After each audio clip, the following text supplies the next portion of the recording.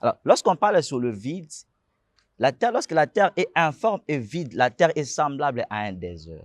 Parce qu'il n'y avait absolument rien. Alors, il fallait remplir ces vides.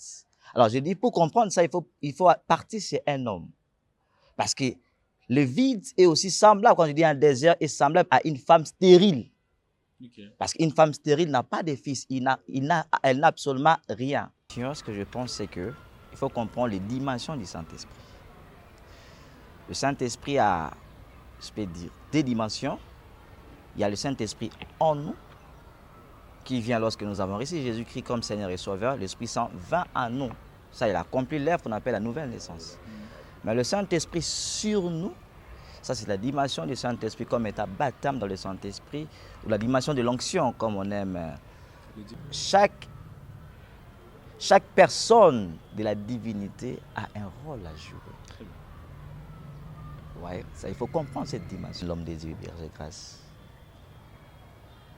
La Bible a dit dans Exode chapitre 32, lorsque Moïse a voulu voir la gloire des dieux, Dieu dit à Moïse, je te tuerai dans le creux du rocher. La Bible est comme les songes de Pharaon, qui doit être interprété par Joseph qui a en lui l'Esprit de Dieu.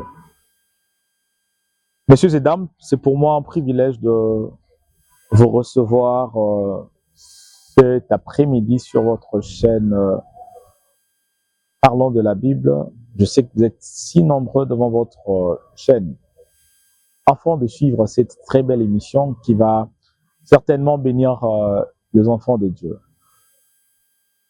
Vous le savez bien que nous avons eu cette conviction d'inviter le jeune serviteur de Dieu pour partager avec et la parole de Dieu.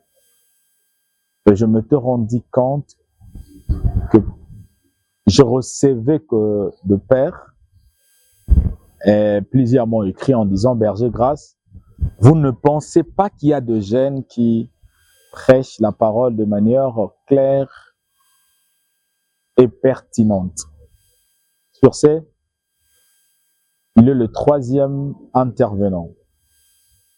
Le premier jour, nous avions passé un moment extraordinaire avec l'homme de Dieu Tichik,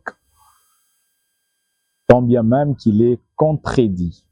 J'ai toujours l'habitude de dire que nous sommes comme le fils de Béré. Nous examinons ce que le prédicateur prêche. Alors, moi, je ne suis pas là pour condamner les gens, mais c'est à vous d'examiner les Écritures et de nous donner votre réponse. Sur ce, je crois que nous sommes bénis de vous avoir parce que vos remarques, vos suggestions et vos réactions nous bénissent fortement. Nous sommes bénis vraiment. Sur ce, nous avons eu le privilège ce matin de recevoir l'homme de Dieu, Christus, à qui je dis bonjour et bienvenue. Bonjour, berger grâce. Comment allez-vous, pasteur? Très bien, merci. Je pense que vous êtes habitué de notre page. Ça fait combien de temps que vous suivez notre page? Alors, 2 ans. 2 ans. Il y a des prédicateurs que vous appréciez sur la page Grâce Boishley. Tel que Le docteur Berthe Bapédi. Vous ne parlez pas votre voix? Le docteur Berthe Bapédi. Ok. Il y a le prophète Dieu merci Iradi aussi. Le prophète Dieu merci Iradi, ok. Et docteur Louvain Kaola aussi. Qu'est-ce que vous aimez chez Le docteur Daniel Bertin. C'est le docteur Daniel Bertin. L'exactitude de la parole. C'est un homme profond et comme on l'appelle le fixateur. Le fixateur. Monsieur le fixateur, Maïda dit, mon vieux, mon coach, lui, il a toujours l'habitude de me dire, enlève ça vite, c'est une erreur doctrinale. Donc, c'est quelqu'un que j'apprécie. Alors, le prophète Dieu merci Iradi, qu'est-ce que vous appréciez chez lui? Le prophète Dieu merci Iradi, c'est la transmission. La transmission. La transmission. C'est bien transmettre. Ok. La parole, oui. Le prophète, Dieu merci, Hérad. Lui, quand vous êtes avec lui, il rigole, mais s'il se tient sur la chair, il devient une autre personne. Alors, qui encore vous avez dit? Le docteur Louvaï Kaola. Bouyka Machine. Bouyka. Qu'est-ce que vous aimez chez le docteur Louvaï Kaola? Bon, chez lui, j'aime presque tout, hein. Sa manière de prêcher, son style. Bon, c'est un homme qui m'inspire beaucoup. C'est vraiment mon prédicateur préféré. Ton prédicateur préféré, c'est le docteur Louvaï Kaola? Oui, Louvaï Kaola. Ah bon? Oui. Citez-moi un thème de la prédication du révérend Louvaï Kaola que vous... Dieu n'est pas le nom de Dieu. Dieu n'est pas le nom de Dieu. Oui. Ah bon? Vous étiez fortement béni sur le sujet. Qu'est-ce que vous avez aimé quand il a commencé à expliquer sur... Comme il a commencé à expliquer, il a aimé et puis à la fin, il avait expliqué que Dieu n'est pas le nom de Dieu. Parce que Dieu, c'est un titre honorifique. Dieu est un titre honorifique. Waouh. Alors, Dadilou. Louvaï Kaola, Bouyka Machine, vous le savez bien que votre fils, le berger Grâce Mbo, vous aime beaucoup et vous êtes notre... Vous êtes une fierté pour nous. Nous bénissons le Seigneur pour votre vie et pour tout ce que vous êtes en train de faire de manière secrète. Hein. Les gens ne connaissent pas comment est-ce que nous parlons avec le docteur, comment est-ce qu'il me conseille, comment est-ce qu'il cherche à chaque instant que je puisse devenir excellent. Donc, c'est une très bonne personne et que nous apprécions. Merci beaucoup. Homme de Dieu, avez-vous pris le temps de suivre les précédentes émissions? Oui. Pas l'intégralité, mais j'avais suivi quand même l'extrait de la prédication. Qu'est-ce que vous avez suivi? L'homme des dieux, ceux qui avaient prêché récemment. Il a parlé de quoi? Il a parlé sur la civilisation pré-adamique. L'homme de Dieu Tishiki. Oui. Jésus et Lucifer. Oui, Jésus et Lucifer. Qu'est-ce que vous en pensez? Bon, ce que moi je pense, c'est que c'est pas prouvé bibliquement. C'est une hérésie, je peux dire. Mais oui. Mais lui, il est dangereux. Hein, parce que la Bible ne le dit pas. Le verset qu'il avait pris, c'était hors contexte. Non, il a expliqué Lucifer. Lucifer veut dire, bon, je ne sais pas s'il a dit lumière, astre brillant. Et Jésus aussi était la lumière. Et... Jésus est la lumière du monde. C'est ça le problème. Okay. Jésus est la lumière du monde. Avant, Jésus n'était pas la lumière du monde. Lorsque Jésus vient dans le monde, c'est alors qu'il devient lumière pour le monde. C'est ça la différence qu'il faut faire. Okay. Ouais, Jésus est la lumière du monde lorsqu'il vient dans le monde. C'est pour éclairer les hommes. Parce que l'humanité était dans les ténèbres. C'est le prophète Isaïe dit, les ténèbres couvraient la terre et l'obscurité le peuple. Mais lorsque Jésus vient, c'est pour éclairer les hommes qui étaient dans les ténèbres. Parce que lorsque l'homme avait péché, c'est alors que l'humanité était plongée dans les ténèbres. C'était ça. Ok. Avant d'aller plus loin, je vous demanderai de suivre cet extrait. Il est question d'un prédicateur exceptionnel, un père et une bénédiction pour le corps du Christ. Il s'appelle le prophète Eli Samano King Sam. Dans cette vidéo, il est en train d'expliquer sur le poison qui détruit plusieurs serviteurs de Dieu. Le poison de l'orgueil. Alors suivant, et on se retrouve tout juste après. Entendez cette déclaration. Tout homme est exposé à l'orgueil. Ce matin, je vais parler de l'orgueil. L'orgueil, c'est le poison qui détruit la gloire. Je viens bien dire. La gloire, elle est intacte. Mais le porteur de la gloire, donc l'homme, pour perdre la gloire, Satan envoie un poison. Ce poison, ça s'appelle l'orgueil. Et par l'orgueil, l'homme sera détruit. C'est-à-dire, il sera rendu incapable de supporter la gloire. N'oubliez pas que je vous ai dit, la gloire signifie kabod. Kabod veut dire le poids. Alors, pour porter ce poids, cette responsabilité, il faille que vous soyez assis sur le fondement de l'humilité. Or, l'ennemi viendra avec l'orgueil. pour déstabiliser les pieds de votre humilité, afin de vous rendre incapable de supporter la gloire. Tout homme bénéficie de la gloire de Dieu. Tout mariage, tout ministère, toute nation, tout peuple, toute famille a droit à la gloire de Dieu. La gloire de Dieu, c'est quoi encore? La gloire de Dieu, c'est la manifestation de l'amour et la miséricorde de Dieu à l'égard de son peuple. Autrement dit, ton Dieu ordonne que tu sois puissant.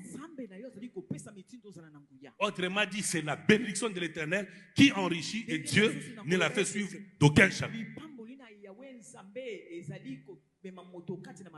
L'homme, même quand il ne sortira pas de sa maison, même quand il sera fou, aveugle ou boité, il y aura toujours un jour où il rencontrera la gloire de Dieu.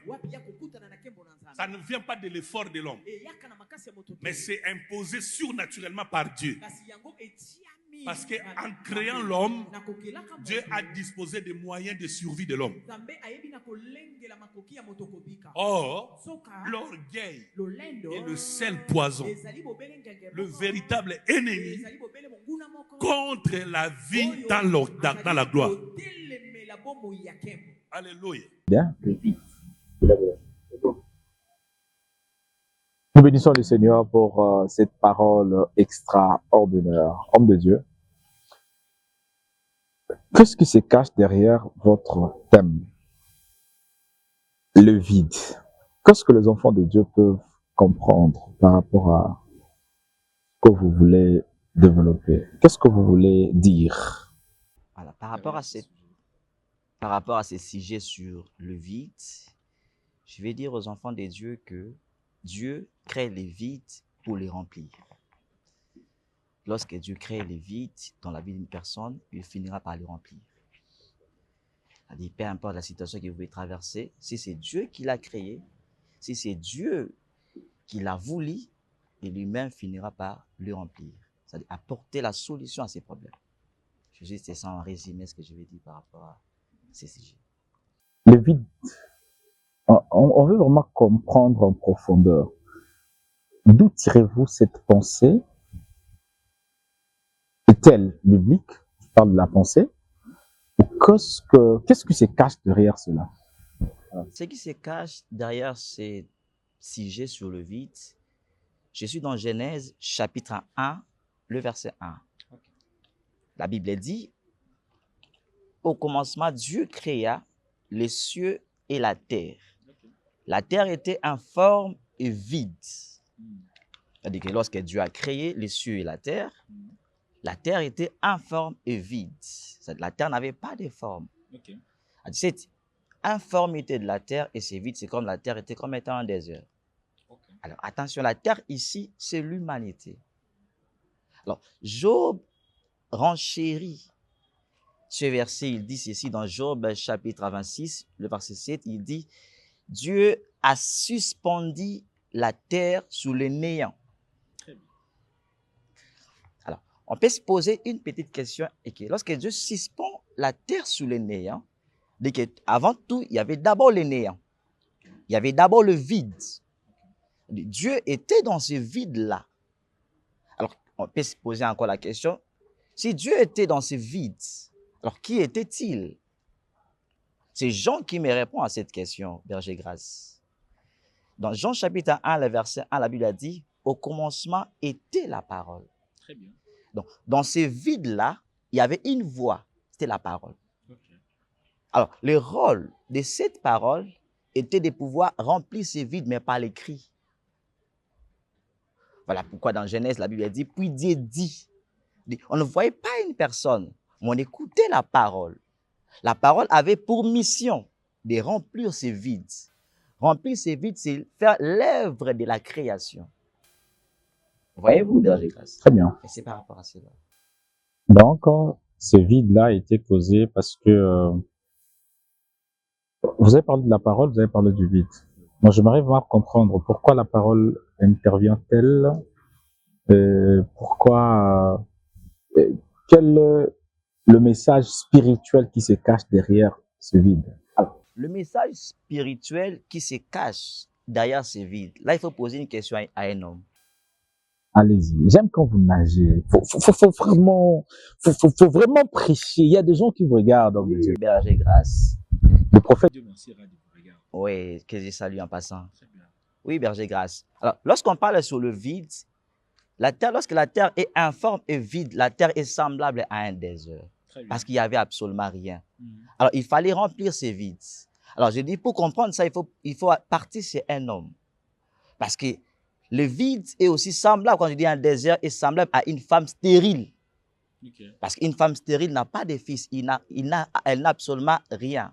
Ok. Là, je peux avoir une femme dans la Bible, Berger Grâce. Allez-y. J'appelle Sarah. Mhm. Sarah n'avait pas d'enfant.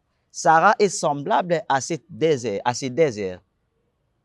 Alors, lorsque Dieu vint pour visiter Sarah, attention, Dieu n'entre pas dans la tente d'Abraham. Mhm. Dieu s'étend sur l'arbre. Après qu'Abraham lui récite Dieu, lorsque Dieu a parlé, Sarah n'était pas présente. Allez-y. Sarah était dans la tente. Mais Dieu devait crier pour remplir les vides qui étaient dans Sarah. Allez-y. Lorsque Dieu a parlé, Sarah aura un fils. Mhm. Sarah, comme étant une terre déserte, comme étant un vide, Sarah devait être comblée pour recevoir un fils. Ok. Pour encore comprendre ça, Berger Grâce, on appelle encore un homme. Allez-y. Cet homme, c'est Jean-Baptiste. Mhm. La Bible a dit que Jean-Baptiste était la voix de celui qui criait dans les déserts. Ok. Comme au commencement, il n'y avait absolument rien. Puis Dieu parlait pour remplir ces vides. Jean-Baptiste comme étant une voix qui criait dans ces vides. Car le vide est aussi comme un désert. Alors, le rôle des cris de Jean-Baptiste était pour fertiliser ces déserts, pour rendre le désert à une terre fertile. Mhm. C'est ça couvrir les vides. Mhm. C'est que Dieu a fait dans la création. Remplir les vides, faire l'œuvre de la création. Très bien. C'est ça ce que je voulais dire. Waouh, non, tu es intéressant. Hein. C'est plus profond. Hein. J'aime quand vous nagez. J'aime quand vous entrez dans la révélation, quand vous dites des choses, quand vous appelez surtout des témoins. Je regarde Abraham, moi je me dis, il y a des gens qui passent des temps très difficiles et ils se disent que bon, Dieu les a abandonnés. Alors, quel message pourriez-vous apporter à ce dernier? Le message que je vais apporter à ces personnes qui passent des temps difficiles, des temps compliqués. Alors, il y a une chose, il faut se poser la question. Est-ce que le temps auquel je passe, c'est Dieu qui l'a créé? Parce que Dieu n'est rempli que les vides que lui-même a créés. Sarah était stérile, mais c'est Dieu qui lui avait rendu stérile. Anne aussi était stérile, mais ça venait par rapport à Dieu. Si Dieu crée un vide, il finira par les remplir. Lorsqu'on traverse un temps compliqué, une situation difficile, alors il faut se poser des questions. Dans ces situations que je passe, est-ce que c'est Dieu qui a la terre? Parce que Job va me dire que le malheur ne vient jamais de la poussière. Les sages répètent encore, aux jours du bonheur, sois erré, mais aux jours du malheur, réfléchis. Très bien. Quand on passe dans des temps compliqués, on doit réfléchir. Parce que tout ne vient pas toujours de Dieu. Et si peut-être était mon propre mal, ça je dois me repentir. Ok. Et si c'est Dieu qui l'a volé, je dois dépendre de lui, je dois prier, je dois crier afin qu'il puisse me combler. Waouh, c'est intéressant de Dieu. Il y a... En fait, ce que j'aime chez toi, c'est que quand vous parlez, il y a une succession d'exemples bibliques qui permettent à ce que vous soyez plus pertinents. Nous bénissons le Seigneur pour votre vie, et nous bénissons le Seigneur pour tout ce que vous êtes en train d'expliquer ici. Moi, je me dis, concernant le vide, il y a des vides qui sont créés par Dieu. Est-ce que l'homme aussi peut créer le vide? Oui. Ou une erreur, ou que votre je ne foi sais ne pas. défaille pas. Alors, dans la Bible, on peut Tenez voir bon, de gens qui croyez ont toujours en ces dieux crié et il finira eux-mêmes par vous faire grâce. le vide. Aucune situation ne peut être éternelle. On voit dans la Bible, comme j'ai dit, Sarah qui était stérile, Sarah a eu un enfant, Anne qui était stérile, Anne qui avait un vide, Anne a fini par avoir un enfant. Alors, votre problème, votre situation, votre maladie n'est pas compliquée, n'est pas impossible par rapport à ces dieux. Il finira toujours par les résoudre, il finira toujours par les combler. Que Dieu vous bénisse.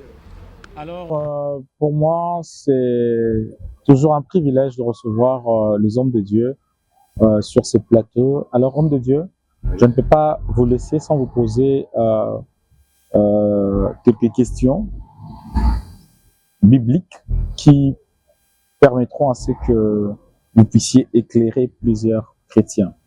Hier, j'étais en train de dire ceci. Souvent, dans nos églises, nous avons l'habitude de chanter une chanson telle que la chanson... c'est quoi encore la chanson? Molimo santu yaka, molimo santu yaka, molimo santu yaka, molimo santu yaka, yaka yaka lelo. Le Saint-Esprit vient où le Saint-Esprit est en nous. Voilà, une très bonne question. comment un chrétien peut-il appeler encore le Saint-Esprit, tandis que notre corps est le temple de Dieu et que l'Esprit de Dieu habite en nous? Que pensez-vous par rapport à cela? Pour répondre à cette question, ce que je pense, c'est que il faut comprendre les dimensions du Saint-Esprit. Le Saint-Esprit a, je peux dire, des dimensions. Il y a le Saint-Esprit en nous, qui vient lorsque nous avons reçu Jésus-Christ comme Seigneur et Sauveur. L'Esprit Saint vint en nous. Ça, il a accompli l'œuvre qu'on appelle la nouvelle naissance. Mais le Saint-Esprit sur nous, ça c'est la dimension du Saint-Esprit comme état baptême dans le Saint-Esprit, ou la dimension de l'onction comme on aime le dire. Alors, lorsqu'une personne appelle le Saint-Esprit qu'il vienne, en fait ça, il sollicite l'onction du Saint-Esprit, sa manifestation, sa présence. Quand bien même que le Saint-Esprit est déjà en lui. Ce n'est pas la première fois que cela a été fait. Dans la Bible, on parle de beaucoup d'effusions. Si je peux prendre Actes des Apôtres, chapitre 4, le verset 15, on dit « Pendant qu'ils eurent prié, les lieux où ils étaient trembla, et ils furent tous remplis du Saint-Esprit. » Là, le Saint-Esprit était venu de manière manière officielle. Non. Acte chapitre 2. Je n'ai pas de Acte 4. Il y a Acte 2 au jour de la Pentecôte. Ok. Là, l'Esprit Saint est descendu. Mais dans Acte 4, ces gens-là avaient déjà reçu le Saint-Esprit. Mais dans Acte 4, l'Esprit Saint vint encore. Ok. Vous voyez, ça c'est l'onction du Saint-Esprit qu'on a toujours besoin d'en avoir lorsqu'on a besoin d'accomplir quelque chose de la part du Seigneur. On a besoin que le Saint-Esprit vienne encore sur nous. Ça c'est une autre dimension du Saint-Esprit. Vous dites que Jésus-Christ est Dieu. Mais il faut savoir que ça complique plusieurs personnes, cette question de la divinité de Jésus. Comment un Dieu peut-il prier? Comment un Dieu peut-il pleurer? Il a pleuré devant la tombe de Lazare. Comment un Dieu peut-il être ignorant de sa venue? C'est-à-dire, ni le Fils, ni les anges, c'est le Père, celle qui connaît je veux dire quoi, c'est le temps de la fin ou quelque chose comme ça, j'ai oublié. Le temps de sa venue. Non, pas le temps de sa venue. Il y a une expression là, j'ai oublié. Alors, dis-moi, comment le Fils qui est représenté par le prédicateur comme le Dieu créateur peut-il être ignorant, pas ignorant, peut-il ignorer les jours de sa venue? Je peux répondre à ces versets, à cette question.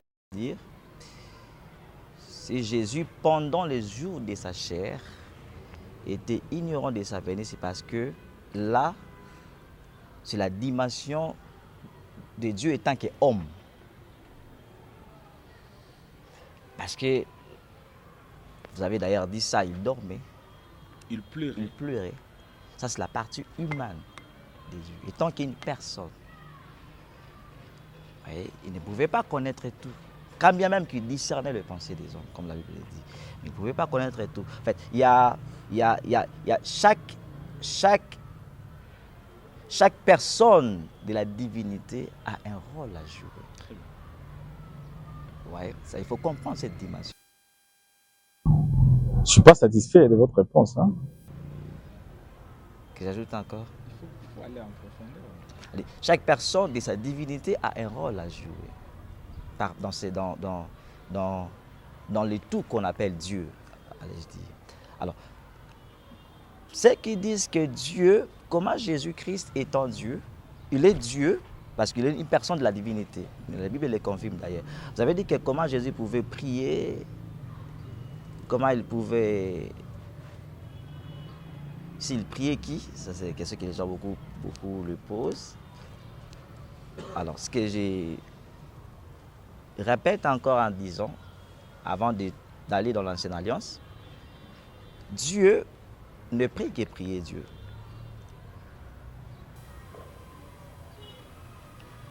Parce que Dieu peut prier qui? Dieu ne peut que prier Dieu. Là, une personne me dit Amen. C'est Moïse qui me dit Amen, l'homme de Dieu, Berger grâce.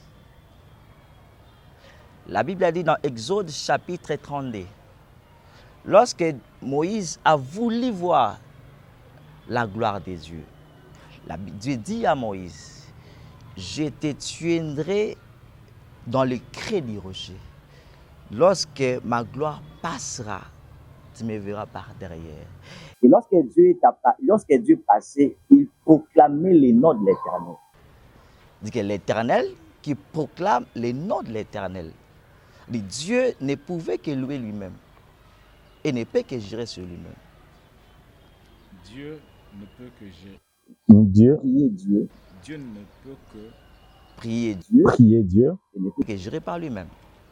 Dieu ne peut que prier Dieu et il ne peut que gérer par lui-même. La dernière question pour finir. Croyez-vous au ministère de la femme?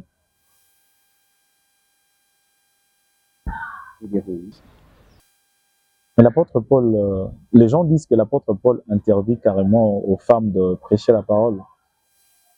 L'apôtre Paul interdit aux femmes de parler et non pas de prêcher la parole. Timothée, 2, 12, 14, il interdit aux femmes de prêcher, d'enseigner, le terme utilisé. Là, vous parlez d'un Corinthiens chapitre 14, lorsqu'il dit caler ou parler à haute voix, mais là-bas, il est bien écrit, si on peut le dire comme ça, que les femmes ne puissent pas enseigner. Qu'en dites-vous? Ceux qui prennent ce verset, moi je dirais qu'il faut comprendre les contextes. Très bien. Alors, comme Paul dit, je ne permets pas à la femme d'enseigner. Très bien. Encore, et de prendre de l'autorité sur l'homme. Très bien. Parce que ce n'est pas c'est ma fille d'enseigner. Il faut bien comprendre les contextes de ce verset.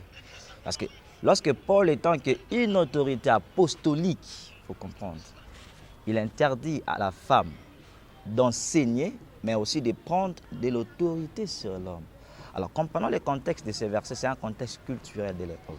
Parce que les femmes, à l'époque, je crois que c'était à l'église d'Éphèse, si je peux bien comprendre, alors, il y avait, ce culte-là était dominé par des femmes, dirigé par une femme, je peux même dire.